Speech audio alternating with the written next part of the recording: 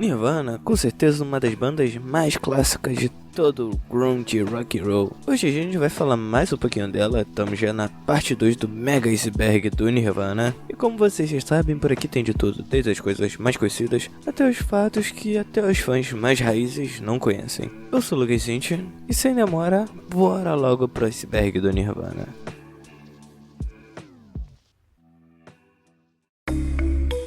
Nível 1. Os Diários de Kurt Cobain.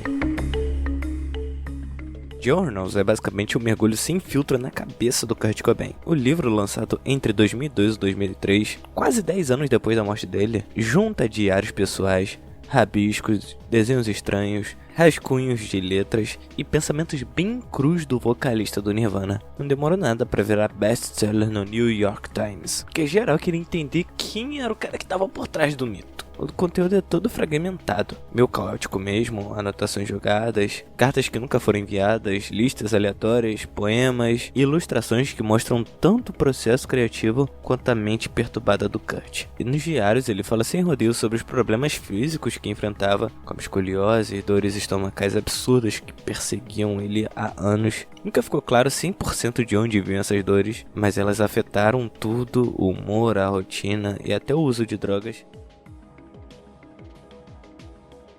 Chad Channing.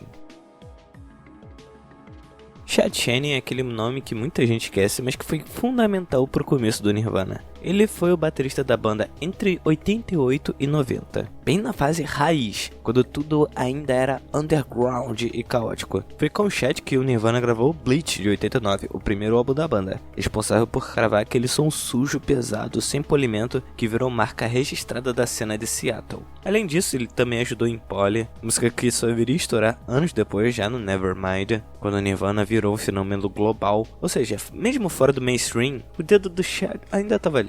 Ele saiu da banda em maio de 1990 por diferenças criativas, principalmente porque o Kurt queria levar o som para outro lugar e o clima começou a ficar incompatível. A saída foi tranquila, sem treta pública, sem lavagem de roupa suja, coisa rara no rock. Durante a busca para o novo baterista, o Kurt até zoou a situação numa carta para um fã, no melhor humor ácido dele, dizendo que a banda podia apelar para baterias eletrônicas ou soluções completamente aleatórias. Hoje em dia, o Chad segue na dele, longe dos holofotes. Canta e toca baixo na própria banda, vivendo de música sem o peso do mito do Nirvana nas costas.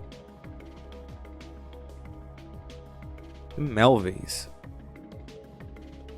Kurt Cobain chegou a ser chamado para ajudar nas gravações de Houdini, álbum clássico do Melvins, mas acabou ficando de fora porque os problemas com as drogas estavam começando a assustar a galera em volta dele. Mesmo assim, nunca rolou clima ruim. Kurt sempre deixou claro o quanto admirava o Melvins e apoiava a banda, mantendo uma relação de respeito total e troca de influência constante. A real é que essa ligação do Cobain com o Melvins foi essencial para a formação musical dele, consequentemente para o nascimento do próprio Nirvana. Foi no ensaio do Melvins que o Kurt conheceu o Chris Novoselic, encontro que mudaria a história do rock alternativo. Nos primeiros anos, o Nirvana chegou até a ter Dave Crowder, baterista do Melvins, tocando com eles em shows e gravações iniciais, o que mostra o quanto as duas bandas sempre caminharam juntas. Nos anos 90, quando o Nirvana explodiu e virou um fenômeno mundial, Melvins acabou surfando na onda, assinou com a Atlantic Records, algo que só aconteceu porque o sucesso do Nirvana escancarou as portas do mainstream para as bandas que antes viviam presas no underground.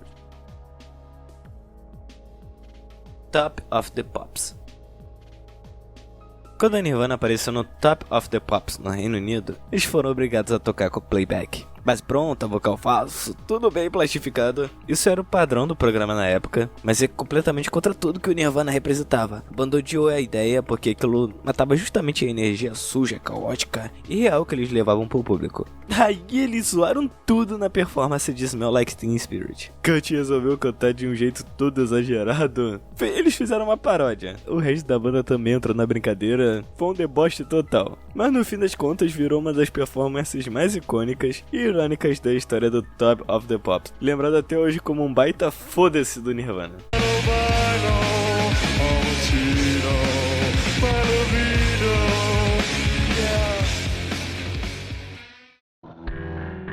Nível 2.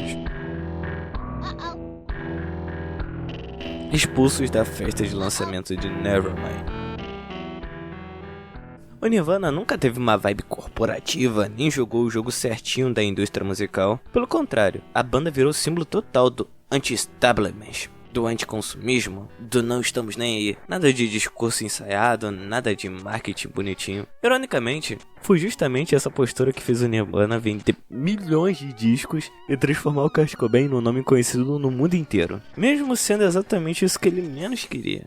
E o mais louco é que, mesmo com o sucesso absurdo, a banda não perdeu a essência caótica. Um exemplo clássico rolou em 1991, quando o Nirvana conseguiu ser expulso da própria festa de lançamento do Nevermind. O motivo? Eles iniciaram uma guerra de comida e bebida, com direito a jogar lanche nos convidados e executivos da gravadora, o que resultou na retirada forçada da banda do local.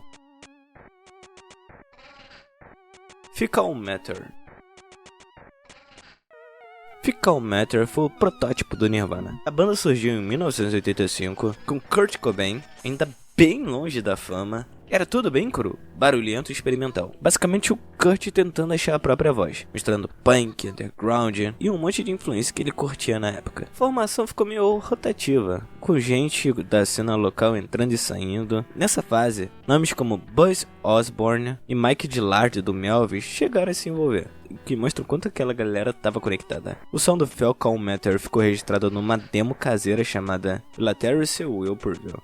Uma gravação bem tosca de qualidade ruim, com zero polimento. Desse projeto inteiro, só uma música acabou sendo lançada oficialmente. Uma versão bem primitiva de Downer, que depois seria regravada e entraria no Bleach, já com o nome Nirvana. Essa demo do Fecal Matter circulou no meio underground, foi essencial para colocar o Kurt Cobain no radar da cena de Seattle, mostrando que ali tinha um compositor com personalidade e algo diferente para dizer. Kurt Cobain e transtornos mentais.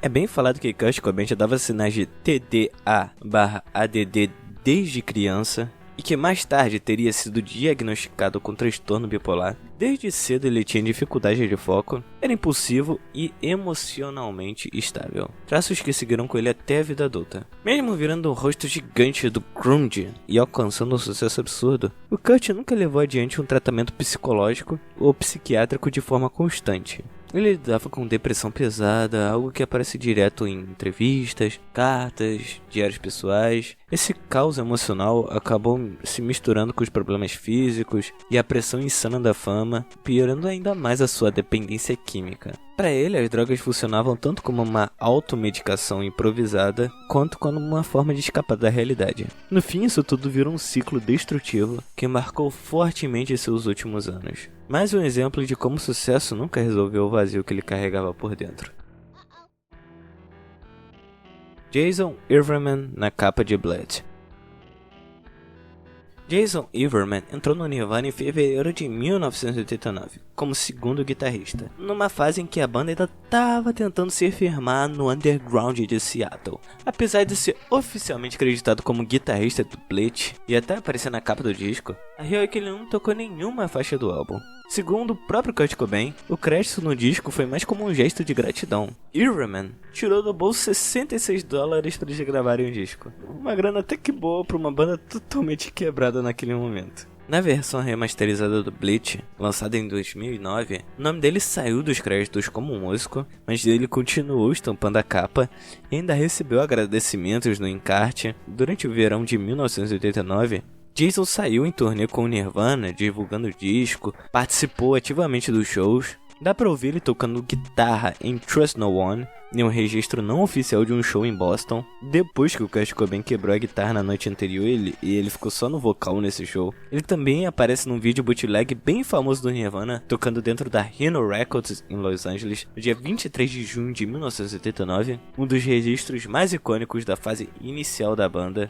Everman era quase sempre visto com guitarras Fender, principalmente uma Telecaster, que virou praticamente uma marca registrada dele nessa época. Mesmo ajudando nos shows e dando aquele apoio essencial no começo, Jason acabou sendo demitido após a turnê do Bleach, por conta de comportamentos considerados estáveis. E o mais curioso, depois de sair do Nirvana, ele ainda passou pelo Soundgarden, mas acabou largando tudo e seguiu por um caminho bem inesperado. Largou a música e entrou pro exército, uma das trajetórias mais aleatórias da história do grunge. Nível 3. Aaron Buckward. Aaron Buckward, nascido em 14 de novembro de 1963, foi o primeiro baterista do Nirvana, recrutado ainda nos primórdios da banda por Kurt Cobain e Chris Novoselic, quando o grupo ainda tocava para meia dúzia de gatos pingados na cena underground de Seattle. Seu estilo era bem cru, barulhento, ajudando a montar o sonho inicial do Nirvana, ainda fortemente influenciado pelo punk e pelo noise rock. Buckward tocou com a banda até outubro de 87, período marcado por estabilidade e caos, algo que acabou refletindo tanto dentro quanto fora dos ensaios. Suas gravações podem ser ouvidas nos primeiros discos da coletânea With the Lights Out, funcionando como um registro histórico da fase embrionária do grupo. Apesar da importância inicial, Buckward foi dispensado devido ao seu comportamento volátil, que incluía confrontos físicos, explosões de raiva, falta de comprometimento com a banda e ausência frequente nos ensaios. A situação se tornou insustentável quando ele foi preso por dirigir sob efeito de álcool, o episódio que resultou na apreensão do carro de Kurt Cobain e foi o estopim definitivo para sua saída. Pouco tempo depois ele foi substituído por Dale Kroger, do Elvis, marcando o início para uma nova fase do Nirvana. Orçamento do primeiro álbum. Nirvana gravou Bleach praticamente na raça. O orçamento foi ridiculamente baixo, $606, grana que bancou só umas 30 horas de estúdio. As gravações rolaram no Reciprocal Records, em Seattle, com produção de Jack Endino, um dos caras mais importantes da cena grunge local. Com tão pouca grana, não tinha luxo nenhum. Isso acabou mudando direto o som do disco. Cru, sujo, pouco polimento. Boa parte desse dinheiro saiu do bolso de Jason Ehrman, como já disse lá atrás. Bleach foi lançado pela Sub Pop, um selo totalmente independente. Bleach nasceu pequeno, mas virou peça-chave da história do grunge. Foi ali que o Nirvana deu os primeiros passos rumo ao impacto mundial que mudaria o rock para sempre. Kurt cuspiu no piano de Elton John.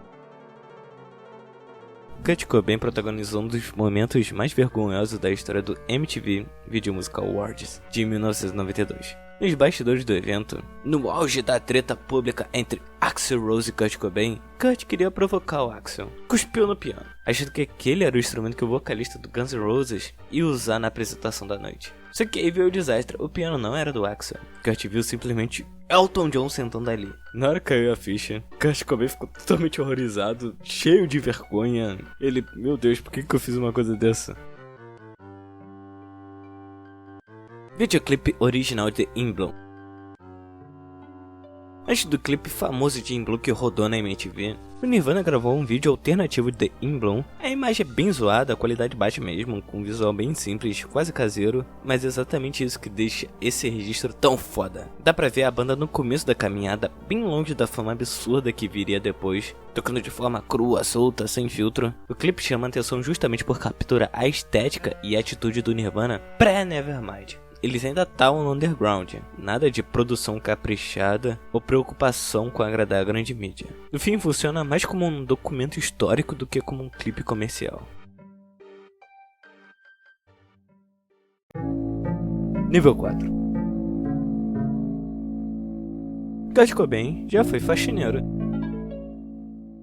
Sim, antes de virar lenda, Kurt Cobain trampou como faxineiro na Lemon's Janitor Service. Hoje sou até bem bizarro imaginar o cara que virou o ícone do rock limpando banheiro, esfregando o chão. Mas essa era a realidade da elite da fama. Vida comum, empregos temporários, zero glamour. No livro Cobain on Cobain, Kurt se lembra daquela fase. Primeiros nomes da banda. Antes de virar Nirvana de vez, a banda passou por uma verdadeira crise de identidade. Nos primeiros meses, eles testaram vários nomes diferentes, num período bem experimental, sem nada muito definido ainda. Teve Skid Rose, Pencap Chill, Bliss e até Ted Ed Fred. Cada desses nomes durou bem pouquinho, até o nome Nirvana aparecer e batizar a banda de vez com esse nome. Fascinação por bebês e bonecas. Desde moleque, Kurt Cobain já tinha uma pira bem fora da curva com bebês e figuras infantis. Quando criança, ele vivia desenhando bebês, ou umas criaturas tipo bebês alienígenas, sempre misturando algo inocente com um clima estranho e perturbador. E essa obsessão não passou com o tempo, pelo contrário, só ficou ainda mais intensa. Quando se mudou para o primeiro apartamento, logo depois de terminar o ensino médio em Aberdeen, o Kurt decorou o lugar todo com bonecas de bebês ensanguentadas, o que chocava qualquer um que entrasse lá. Depois de casar com a Courtney Love em 92, essa pira diminuiu, na verdade ficou ainda mais presente. Quem vivia com ele sabia disso, mas pouca gente percebe o quanto esse tema entrou direto na música do Nirvana. Tem isso no Train You, um desenho de bebê alienígena feito pra capa do single de Lithium. Na versão americana, atrás no encarte a primeira foto de Francis Bean Cobain. No clipe de Slaver, o cenário do quarto é cheio de bonecas e objetos bizarros. Já em Heart Shaped Box, mergulha de vez nesse universo, tanto nas imagens quanto na letra. Kurt Cobain era budista? O nome Nirvana foi escolha do próprio Kurt Cobain, inspirado no significado do termo no budismo, onde Nirvana representa um estado de libertação total, transcendência e individualidade, quase a ideia de paraíso espiritual. Para ele, isso batia direto com a forma como ele enxergava o punk rock, e depois o grunge. Não como rótulos fechados, mas como caminhos de libertação pessoal, quebra de padrões e afirmação do indivíduo contra sistemas opressores. Apesar dessa referência filosófica, não existe prova concreta de que Kurt fosse praticante do budismo ou seguisse a religião de forma formal. A relação dele com a espiritualidade era bem simbólica, solta e fragmentada do que estruturada. Isso ainda fica mais curioso quando, em outro momento da vida, ele chegou a se declarar como cristão renascido. Essa contradição diz muito sobre quem o Kurt Cobain era. Alguém que sempre buscava sentido, identidade e pertencimento.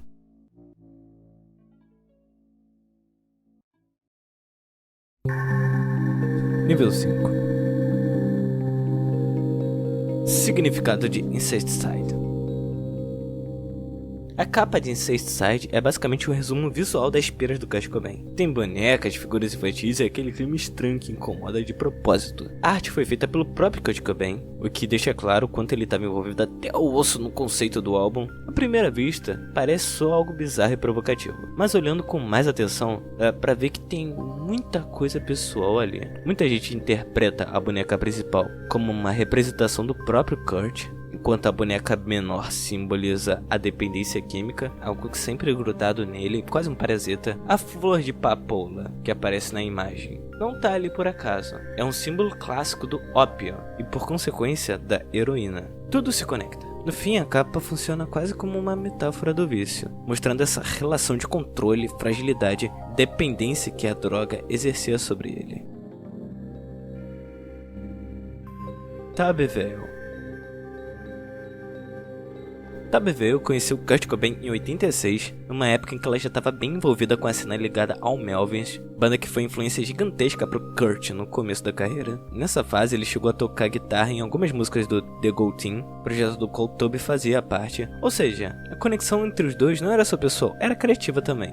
Eles acabaram se envolvendo romanticamente no início de julho de 1990, num relacionamento curto, mas bem intenso. Durante esse tempo, Kurt e Toby chegaram a trocar ideias sobre montar uma banda juntos e até gravaram algumas demos, ideias soltas. O projeto nunca saiu do papel, mas várias dessas ideias acabaram sendo recicladas e viraram músicas do Nirvana, mostrando o quanto Toby influenciou a fase criativa do Kurt naquele momento. E claro, tem um episódio lendário, o nome Smell Like Teen Spirit. A Toby usava o desodorante Teen Spirit e numa noite qualquer, Kathleen Hanna escreveu na parede do quarto do Kurt: Kurt smell like Teen Spirit. Kurt, totalmente por fora, não fazia ideia de que era uma marca de desodorante e achou a frase algo profundo, quase um manifesto sobre juventude e rebeldia. Aquilo ficou martelando na cabeça dele e virou o título da música que mudaria o rock dos anos 90. Mesmo depois do fim do relacionamento, Kurt e Toby continuaram amigos e ele chegou a escrever músicas inspiradas nela. Livro Perfume. O livro Perfume, a história de um assassino, de Patrick Sunkind, teve um impacto gigante na forma como Kurt Cobain pensava e escrevia músicas. Ele levava a obra pro lado pessoal mesmo. Em entrevistas, ele chegou a dizer que não conseguia viver sem o livro. tratando quase como um objeto de apoio emocional. A atmosfera pesada da história, cheia de isolamento, obsessão e rejeição social, batia em cheio com o que o Kurt Cobain sentia em várias fases da vida. Kurt se identificava forte com o protagonista, um cara que observava o mundo como alguém de fora, deslocado e estranho. A história ajudava o Kurt a seguir em frente, mostrando que aquele sentimento de isolamento não era exclusivo dele. Buddha Buddha. Buddha Buddha era o amigo imaginário de infância de Kurt Cobain, criado ainda nos primeiros anos de sua vida como um alter ego ou uma válvula de escape para sentimentos reprimidos. Desde cedo, Kurt Cobain já tinha uma imaginação bem intensa, e Buddha Buddha acabou se tornando uma figura simbólica desse universo interno caótico.